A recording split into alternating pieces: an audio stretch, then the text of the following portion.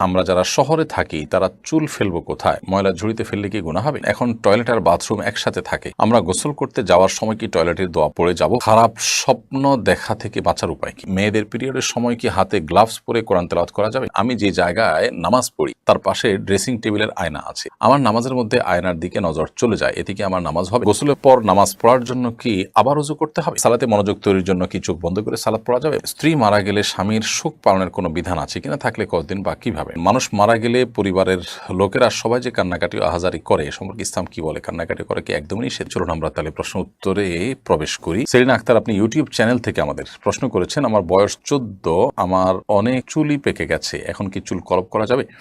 চুল পেকে গেলে আপনি লাল কালার করতে পারেন, সেটা নিশ্চয়ই দেখতে অসুন্দর দেখায় না সচরাচর। 2-4টা চুল পাকলে সামান্য ওইটুকু চুল লাল কালার হলে পরে সুন্দরই লাগে। নবী করিম সাল্লাল্লাহু আলাইহি ওয়াসাল্লাম সাদা চুলকে অন্য কালারে পরিবর্তন করতে বলেছেন, তবে কালোকে পরিহার করতে বলেছেন। তিনি বলেছেন ওয়াজান নবী সেওয়া, তোমরা কালো কালার থেকে বেঁচে থাকবে। তো এই জন্য কালো কলব দিয়ে আপনি চুলের কালার পরিবর্তন করবেন না। পারভিন সুলতানা তাসনোভা এআইডি থেকে আপনি লিখেছেন, এখন টয়লেট আর বাথরুম একসাথে থাকে, আমরা গোসল করতে যাওয়ার সময় কি টয়লেটের দোয়া পড়ে যাব? গোসল যখন আমরা করতে যাব তখন বাহির থেকে বিসমিল্লাহ বলে আমরা ঢুকতে পারি, যেহেতু ভেতরে প্যান বা কমোড এবং আমাদের শাওয়ারের যে স্প্রে সেটা যেহেতু পাশাপাশি থাকে সাধারণত এবং কোনো আড়াল থাকে না, বিধায় ওখানে গিয়ে আল্লাহর নাম আমরা নেব না। বাহির থেকে বিসমিল্লাহ বলে তারপরে গিয়ে ভেতরে অজুর যে অন্যান্য কার্যক্রম, হাত ধোয়া, মুখ ধোয়া, সেগুলো আমরা করে তারপর গোসল করব। সেক্ষেত্রে অজুর যে সুন্নাহ বিসমিল্লাহ পড়া সেটা আদায় হয়ে যাবে, আবার টয়লেটের মধ্যে আল্লাহর নাম নেওয়া যে মাকরুহ সেটি থেকেও আমরা বেঁচে থাকতে পারবো। আনিতা আখতার আপনি লিখেছেন, মেয়েদের পিরিয়ডের সময় কি হাতে গ্লাভস পরে কোরআন তেলাওয়াত করা যাবে? কোরআনে কারীমের তেলাওয়াত পিরিয়ড অবস্থায় না করাটাই হলো জমহুর উলামায়ে কেরামের মত, অর্থাৎ করা যাবে না, পিরিয়ড অবস্থাতে মেয়েরা কোরআন তেলাওয়াত করবেন না,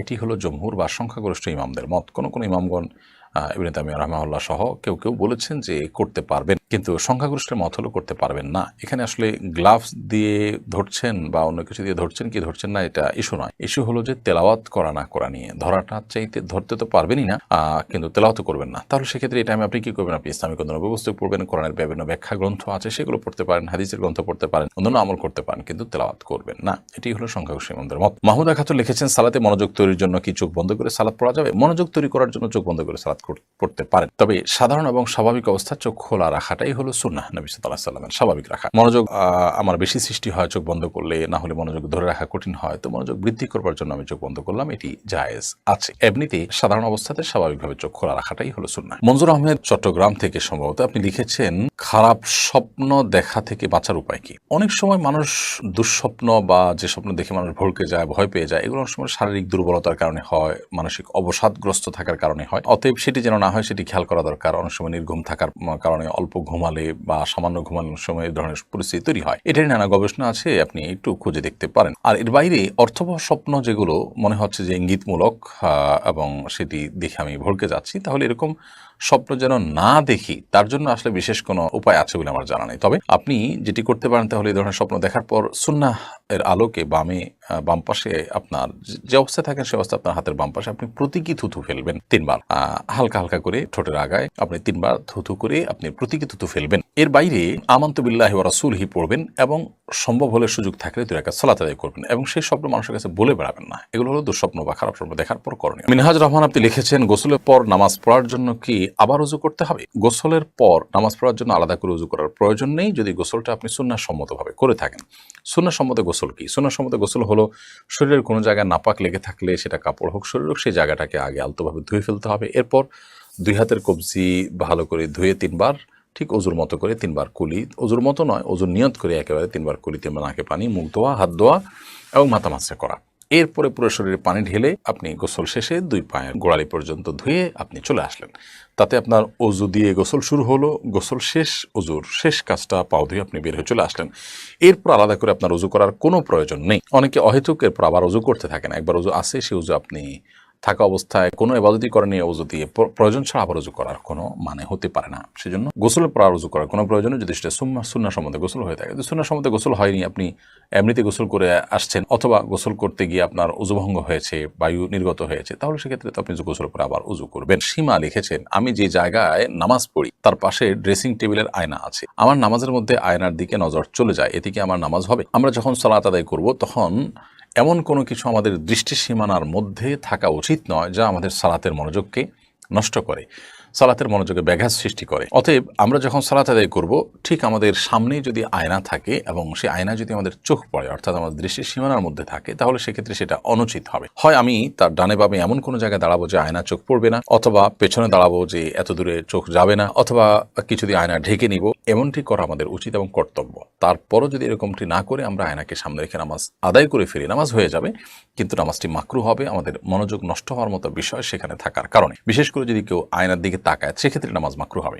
নবী করিম সাল্লাল্লাহু আলাইহি ওয়াসাল্লাম, বুখারীর একটি বর্ণনা মতে, তাকে একবার সালাত আদায় করবার জন্য এক টুকরো কাপড় দেওয়া হয়েছে, তিনি তার উপরে দাঁড়িয়ে সালাত আদায় করেছেন। কাপড়টি বেশ কারুকার্য খচিত ছিল। তখন নবী সাল্লাল্লাহু আলাইহি ওয়াসাল্লাম সালাত শেষ করে বললেন যে, আমাকে এই কাপড় কে দিয়েছে? এটি আমার মনোযোগে ব্যাঘাত সৃষ্টি করছিল। তখন পরিবর্তন করে একটা প্লেন কাপড় দেওয়া হয়, তারপর তিনি সালাত আদায় করেছেন। এখান থেকে বোঝা যায় নামাজের মনোযোগ নষ্ট হতে পারে, এরকম কোনো কিছু দৃষ্টির সীমানার মধ্যে রেখে সালাত আদায় করা অনুচিত। সেই বিবেচনায় আমরা আয়নার বিষয়টিকে মাথায় রেখে সালাত আদায় করব, যে সামনে যেন না থাকে, থাকলেও যেন আমাদের দৃষ্টি সেখানে না পড়ে। তাহারাত তাননীর আপনি লিখেছেন, আমরা যারা শহরে থাকি তারা চুল ফেলবো কোথায়? ময়লা ঝুড়িতে ফেললে কি গুনাহ হবে? মানুষের শরীরের প্রত্যেকটা অঙ্গ প্রত্যঙ্গ সম্মানের পাত্র।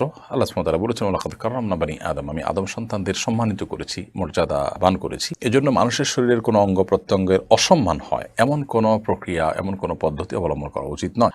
অতএব চুল হোক, অন্য কিছু হোক, এগুলোকে মাটিতে পুঁতে ফেলতে পারলে ভালো হয়, কমপক্ষে মাটিতে ফেলে দিলেন।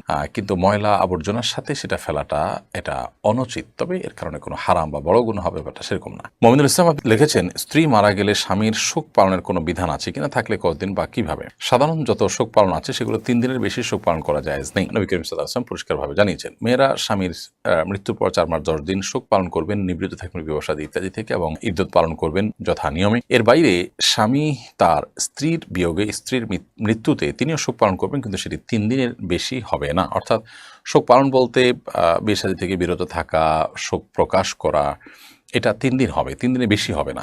আর দুঃখ, বেদনা, কষ্ট, বিরহের যে জ্বালা, সেটা তো মানুষের জীবনভরই থাকতে পারে, সেটা তো আর কোনো নিয়ন্ত্রণ নেই। রাকিবুল ইসলাম আপনি লিখেছেন, মানুষ মারা গেলে পরিবারের লোকেরা সবাই যে কান্নাকাটি ও আহাজারি করে, এ সম্পর্কে ইসলাম কি বলে? কান্নাকাটি করে কি একদমই নিষেধ? না, মানুষ মারা যাওয়ার পর কান্নাকাটি করা নিষেধ এমন কোনো কথা নেই। বরং নবী করিম সাল্লাল্লাহু আলাইহি ওয়াসাল্লাম তার ছোট পুত্র সন্তান মৃত্যুর পর, জন্মের পর সন্তানের মৃত্যুতে, নবী সাল্লাল্লাহু আলাইহি ওয়াসাল্লাম ছেলের মৃত্যুতে নবী সাল্লাল্লাহু আলাইহি ওয়াসাল্লাম কেঁদেছেন, চোখের পানি পড়েছে। সাহাবীরা কেউ আশ্চর্য হয়েছেন। তখন নবী সাল্লাল্লাহু আলাইহি ওয়াসাল্লাম তাদেরকে জানিয়েছেন যে এটি কষ্টের কারণে, বিরহের বেদনায় এই পানি বের হয়ে থাকে চোখের, এটা স্বাভাবিক, এটা সহজাত বিষয়। অতএব কান্না করা দোষের নয়। তবে কান্না করতে গিয়ে কেউ যদি সীমা লঙ্ঘন করেন, জামা কাপড় ছেঁড়াছিড়ি করেন, আওয়াজ করেন, চিৎকার চেঁচামেচি করেন, যেটা আল্লাহ সুবহানাহু ওয়া তাআলার ফয়সালার প্রতি এক ধরনের বিদ্রোহর প্রকাশ করে বা এই টাইপের কোনো কিছুকে ইন্ডিকেট করে, এরকম চিৎকার চেঁচামেচি করা বা জামা কাপড় ছেঁড়া বা ভাঙচুর করা, ছাড়পিচার করা বা মালাকুল মউতকে গালমন্দ করা বা আল্লাহর ফয়সালার প্রতি অসন্তোষ প্রকাশ করে কোনো কিছু করা, সেটা অবশ্যই নিষিদ্ধ এবং গুনাহের কথা। অতএব সে বিষয়ে আমাদেরকে সাবধান এবং সতর্ক থাকতে হবে।